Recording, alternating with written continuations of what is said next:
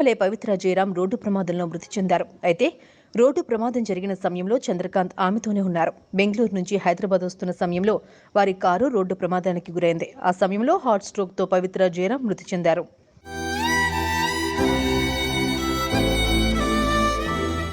పవిత్ర జయరాం, చంద్రకాంత్ కలిసి పలు సీరియల్స్లో నటించిన విషయం తెలిసిందే. పవిత్ర జయరాం తెలుగు ప్రేక్షకులకు సుపరిచితురాలయ్యారు. అదే సీరియల్లో పవిత్ర జయరాంకు తమ్ముడిగా చంద్రకాంత్ నటించి వీరిద్దరూ కలిసి కొన్ని రోజుల పాటు నటించిన తర్వాత చంద్రకాంత్ ఆ సీరియల్ నుంచి తప్పుకోవాల్సి వచ్చింది. నిన్నే పిల్లాడతా సీరియల్లో కూడా పవిత్ర జయరాం నటించారు.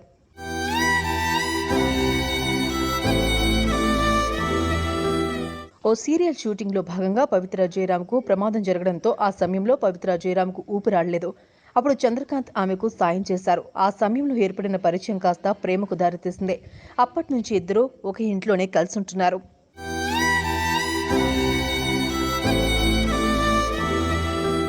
పవిత్ర జయరాంకు ఇదివరకే పెళ్లై ఇద్దరు పిల్లలు కూడా ఉన్నారు. ఆమెకు 16వ ఏటనే పెళ్లవగా ఇద్దరు పిల్లలు పుట్టిన తర్వాత ఆమె భర్తతో విడిపోయారు. ఆ తర్వాత చాలా కష్టాలు పడుతూ సీరియల్ ఇండస్ట్రీలోకి అడుగుపెట్టారు.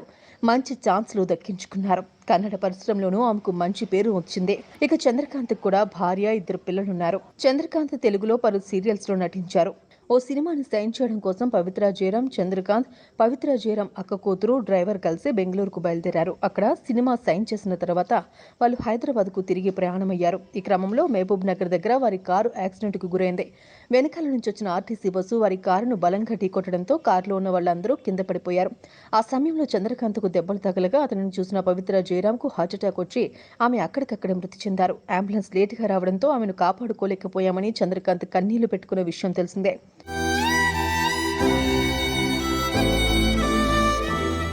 ఇదిలా ఉంటే పవిత్ర జయరాం మృతిని తట్టుకోలేక డిప్రెషన్లోకి వెళ్లిపోయారు చంద్రకాంత్. పవిత్ర తిరిగిరా, లేకపోతే నీ దగ్గరికి నేను వచ్చేస్తాను, 2 రోజులు ఆగు అని 2 రోజుల క్రితమే ఆయన ఒక పోస్ట్ పెట్టారు. ఆ పోస్ట్ కింద అభిమానులందరూ కామెంట్ చేశారు. మీరు ఎలాంటి డెసిషన్ తీసుకోవద్దు, ప్లీజ్ బయటికి రండి, డిప్రెషన్లో నుంచి బయటికి రండి అని కామెంట్లు చేశారు. అయినప్పటికీ ఆయన ఇలా ప్రాణాలు తీసుకుంటారని ఎవరూ ఊహించలేదు.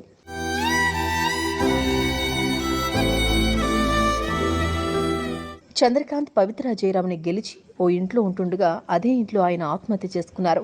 బెడ్రూమ్లో ఉరివేసుకుని ప్రాణాలు తీసుకున్నారు. పవిత్ర జయరాం మృతి నుంచి కోలుకోని అభిమానులు ఇప్పుడు చంద్రకాంత్ కూడా మృతి చెందారు అని తెలిసి షాక్కి గురవుతున్నారు. పవిత్ర జయరాం, చంద్రకాంత్ బెంగళూరు నుంచి వచ్చిన తర్వాత వాళ్ళ రిలేషన్ గురించి ప్రతి ఒక్కరికి చెప్పాలని అనుకున్నారు. ఇంతలోనే పవిత్ర జయరాం